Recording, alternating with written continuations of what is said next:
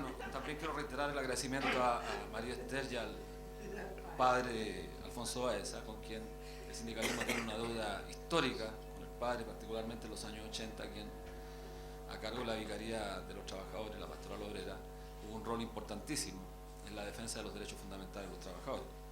Y con María Esther también tenemos una larga historia en el mundo del trabajo, con la cual tenemos profundo agradecimiento.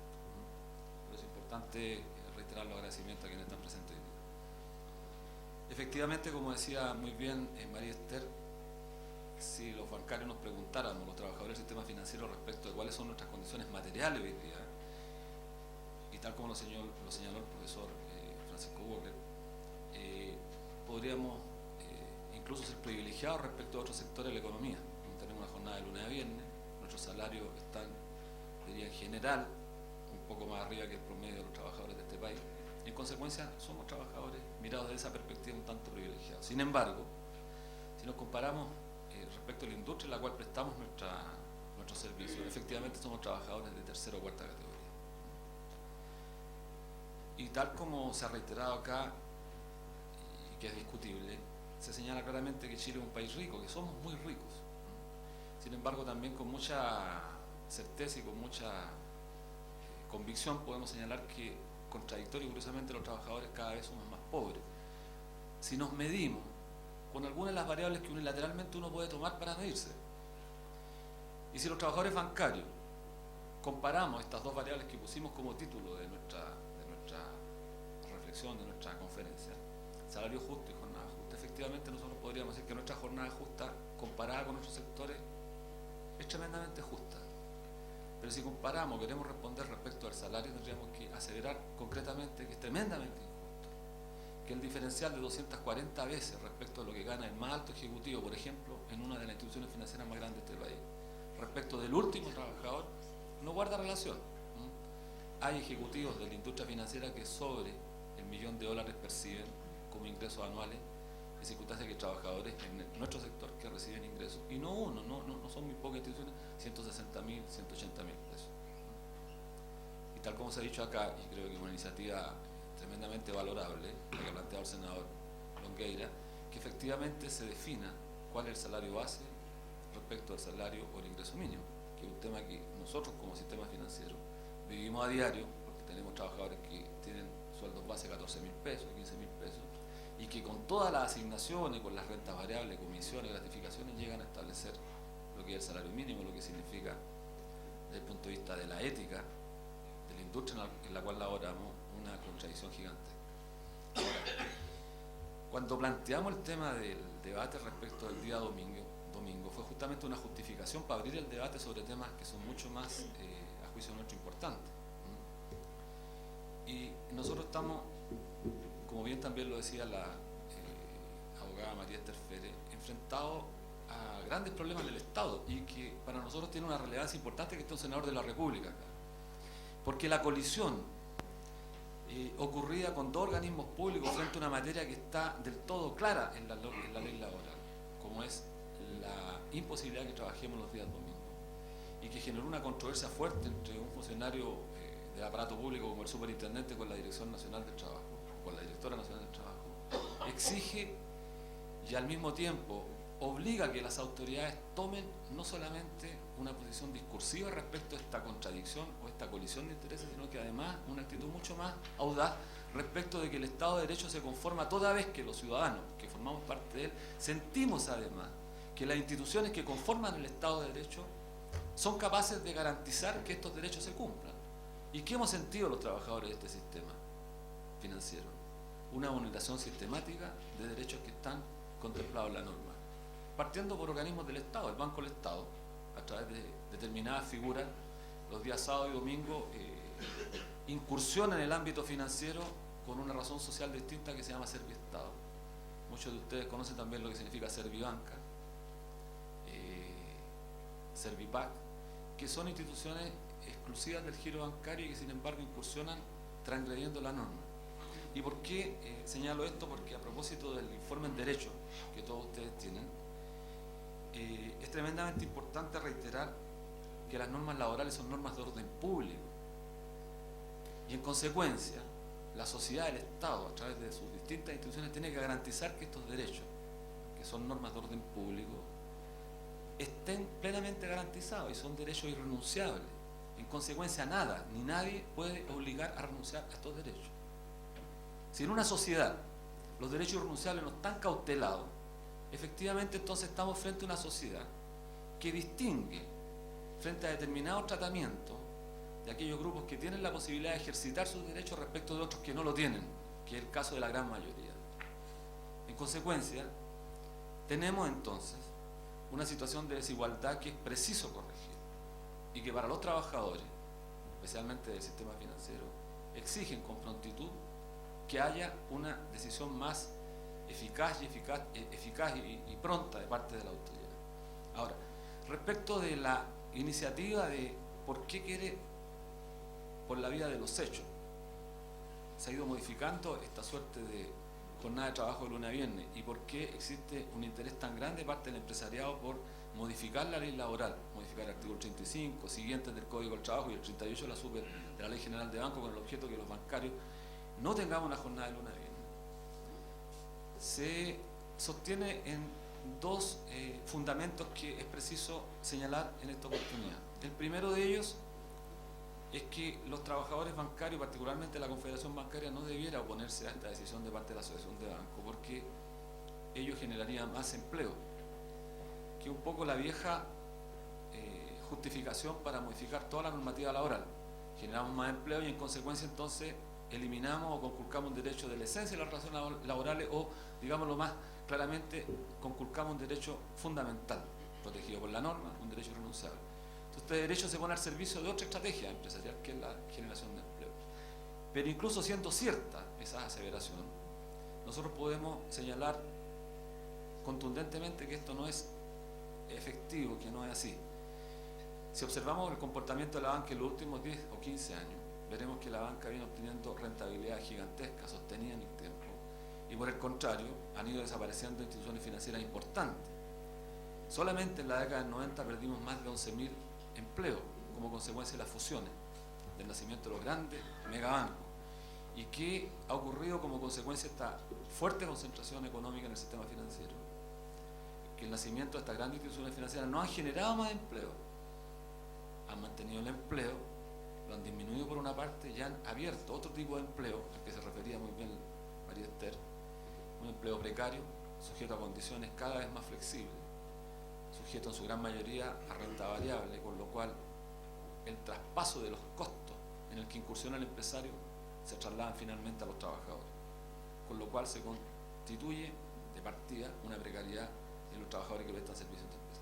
Y ese es el argumento esgrimido por la Asociación de Bancos, la generación de mayores empleos. Las cifras nos dicen que efectivamente eso no es así. Un segundo elemento que está en el campo un tanto de la filosofía, pero que creo que es importante plantearlo también en el debate porque han habido algunas reflexiones en esa dirección, tiene que ver con el tema de la libertad. Y se ha estado convirtiendo en una estrategia muy recurrente que el empresariado sostenga que efectivamente quien debe determinar si efectivamente es correcto laborar los días sábado o domingo debiera ser el sujeto en su condición individual quien determine si efectivamente eso es constitutivo de su decisión personal. Entonces nos dice por qué los sindicatos, por qué el Estado, por qué el gobierno debiera regular si las mujeres, si los jóvenes quieren trabajar los sábados o domingos y por esa vía generarse mayor ingreso. Si bien es cierto, parece coherente este argumento que está en el campo de la libertad individual. Eso es cierto en la medida que una sociedad idealizadamente tuviese cubierto todos los aspectos de la existencia humana. Sin embargo, hay aspectos que están en el campo de los valores, en el campo de la ética concretamente, porque acá se ha señalado el tema de la ética. Y ocurre que nosotros hemos sostenido lo siguiente: solamente se puede ser un sujeto ético en la medida que uno es con los demás. No se puede ser ético en la individualidad del ser. No puedo ser ético yo si el día martes me toca a mí descansar y a mi mujer le toca el día miércoles y a mi vecino le toca el día jueves. Es decir, en una plaza descansando soy un sujeto ético en la individualidad más profunda de mi existencia. Solamente se puede ser ético en la medida que yo soy con los demás. Es decir, existo vinculado a otros sujetos humanos en una sociedad que me permite la garantía de determinados derechos esenciales. En consecuencia, el día domingo, si bien es cierto, tiene una connotación cuya exposición, yo diría, desde el punto de vista de la doctrina social de la Iglesia, espléndidamente la expresó aquí el vicario Alfonso Baeza, tiene también una vinculación desde la perspectiva axiológica, desde el punto de vista valórico. No podemos ser sujetos éticos en la medida que somos sujetos fragmentados en una sociedad. Y esto es lo que ocurre en el comercio. Se refería el profesor Francisco Walker respecto de la creciente tasa de disminución de la natalidad en este país, como consecuencia, entre otras cosas, de la destrucción o de la fragmentación de la familia. No se puede pretender al mismo tiempo servir a dos señores, es decir, por un lado promover la existencia de una familia vigorosa en una sociedad, si al mismo tiempo genero condiciones para que el empresariado a título individual fragmente derechos esenciales de la existencia humana que le permiten ser éticamente un sujeto pleno. Y ese es un tema que a nosotros nos conmina como organización sindical a plantear esta reflexión ante las autoridades que están presentes hoy día acá, pero que también tienen una connotación que trasciende al ámbito estrictamente económico. No podemos ser prisioneros solamente de variables economicistas que pretenden transformar todo y dejarnos desprovistos de lo que es fundamentalmente esencial para que existamos como personas. Esta reflexión la queríamos hacer nosotros como dirigentes de la Confederación y la debatimos larga y latamente, porque nos parece que es importante que en el debate de la construcción de nuestra sociedad también se incorporen ingredientes que escapan a las variables tradicionales que se discuten cotidianamente. Entonces, cuando se nos conmina, se nos interpela por parte del empresariado a decirnos, miren, ustedes como confederación están amarradas a viejas concepciones, los paradigmas tradicionales con los que mirábamos la realidad se cayeron hace mucho tiempo ya, y es vital y fundamental que ustedes como sindicatos tengan una mirada mucho más moderna. Y curiosamente se nos quiere interpelar a que seamos modernos, prescindiendo de aquellas cuestiones que le dan sentido a nuestra existencia, que es lo trascendente, no lo inmanente, no lo que permite que el trabajador labore 2, 3, 4 meses y reciba un ingreso, y después de eso ¿qué? Entonces, cuando queremos plantear esta reflexión, la hemos hecho con un sentido tremendamente responsable, porque creemos que en la medida que vayamos convenciéndonos y convenciendo al resto de la sociedad que es preciso y necesario construir una sociedad fundada en valores trascendentes, justamente podremos darle solidez también a nuestra propia sociedad y a nuestro propio país. Quisiera referirme, y lo planteaba el periodista que ha tenido la gentileza también de acompañarnos y también a quien quiero dar las gracias, respecto a la responsabilidad sindical en esta materia. Nosotros como Confederación Bancaria pensamos que una de las grandes tareas que entre otras cosas debe tener un sindicalismo serio es justamente debatir los temas que son de la esencia de las relaciones laborales. Y un problema de eso es justamente echar abajo la caricatura que permanentemente se genera respecto de mantener ciertas concepciones para mirar las relaciones laborales. Y a propósito de que se decía hace algún rato que es complejo intentar defender o servir a dos señores, los sindicalistas tenemos que defender a nuestros mandatarios, a nuestros mandantes. Tenemos que defender a los trabajadores. Y sería tremendamente poco serio creer que se es moderno, se es comprensivo de las nuevas relaciones laborales, el intentar tener posiciones eclépticas y tratar de estar bien con dos señores. Nosotros tenemos que, desde nuestra perspectiva, desde la perspectiva del mundo del trabajo, confrontar nuestras posiciones, aunque éstas generen más de algún ruido, generen más de alguna controversia, porque lo trágico sería que el sindicalismo se desnaturalizara y terminara intentando convertirse en intérprete de las concepciones económicas, y particularmente las concepciones economicistas, que pretenden todo llevarlo al campo del análisis de las variables como el empleo, evitando o olvidando que fundamentalmente el tema del empleo, si no va acompañado de una connotación de dignidad, no tiene sentido. Y los sindicatos también podríamos decirlo, sin vergüenza, decir que el empleo precario, el empleo indigno, no nos sirve y no nos conviene.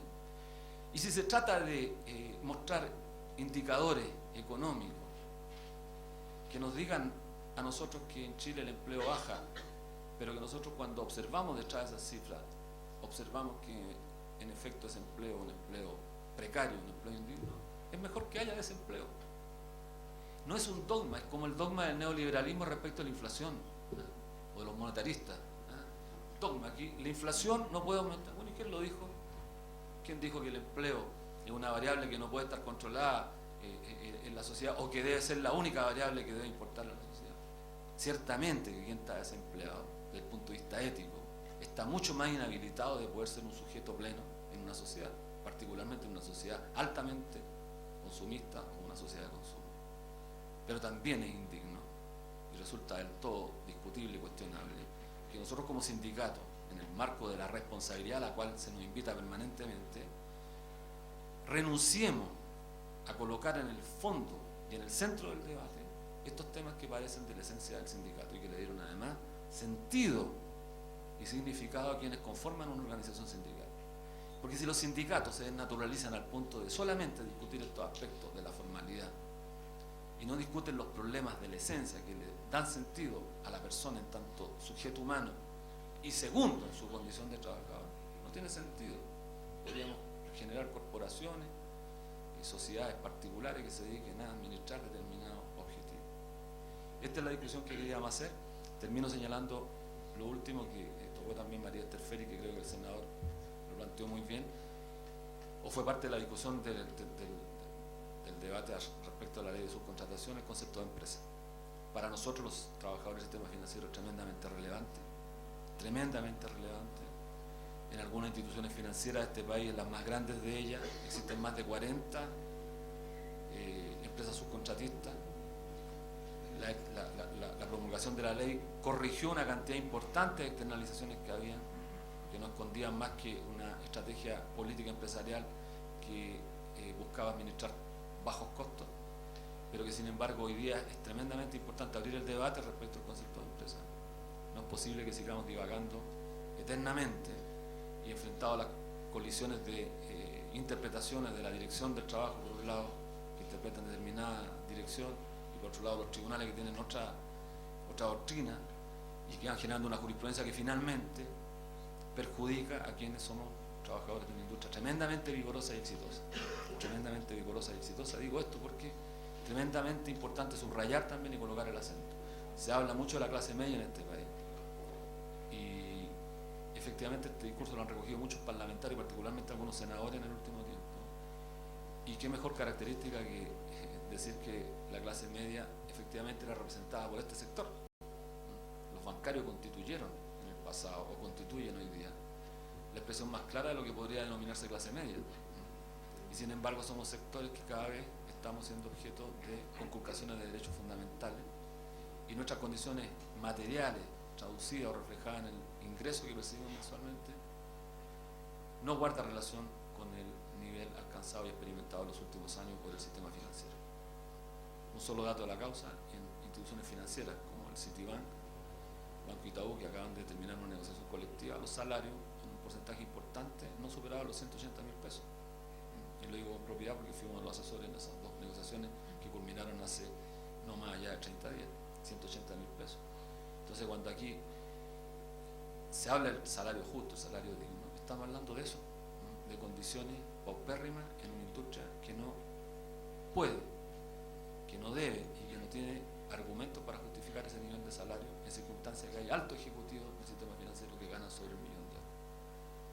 Muchas gracias.